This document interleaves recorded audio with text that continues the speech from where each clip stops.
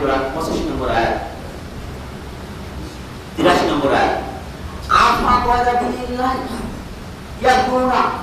তোমরা আল্লাহর জীবন ব্যবস্থা বাদ দিয়ে তোমরা মানুষের জীবন ব্যবস্থা কেন করছো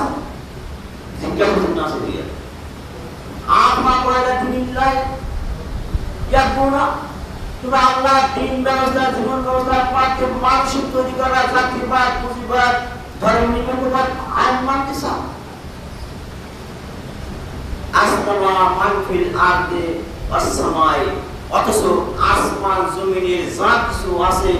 তুলা ওয়া কারাহা ইচ্ছাই হোক অনিচ্ছাই হোক ওয়া ইলাহু ইয়ারজিউ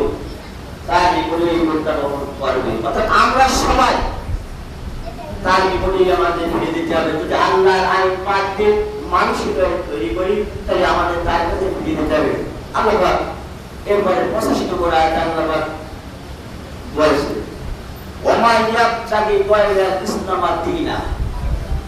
যে ব্যক্তি আল্লাহর জীবন ব্যবস্থা আল্লাহর আইন বাদ দিয়ে আল্লাহর জীবন ব্যবস্থা আল্লাহর দিন বাদ দিয়ে যারা মানুষের তৈরি করা মতবাদ শয়তানের মতবাদ তারা কায়েম করে আল্লাহ তাআলা তাদেরকে বলে ফালা ইউকবালু মিনহা কখনোই আল্লাহ শব্দ ব্যবহার করে ফালা ইউকবালু মিনহা আমি কখনোই তাদের এই রাজনীতি আমি গ্রহণ করব না আর কি করব অবিল আখিরাতের খসি আমি তাদেরকে যাব আখিরাতে আমি তাদের ক্ষতিগ্রস্ত করব অর্থাৎ তাদেরকে আমি জাহান্নামে দেব আপনার বিষয়ে জানেন আল্লাহ পাক কোরআন শরীফে বলেছেন ইন্না দীনা ইনদাল্লাহি ইসলাম নিশ্চয় আল্লাহর কাছে মনোনীত ধর্ম হচ্ছে ইসলাম এটা সরল বাংলা অনুবাদ এরকম বলে হবে না এই সরল বাংলা অনুবাদ হচ্ছে ইন্না দীনা ইনদাল্লাহি ইসলাম নিশ্চয় আল্লাহর কাছে সর্ব ভালো দিন ব্যবস্থা জীবন ব্যবস্থা হলো ইসলাম ধর্ম না দিনের অনেক অর্থ আছে আমরা সারা জীবন শুনিয়েছি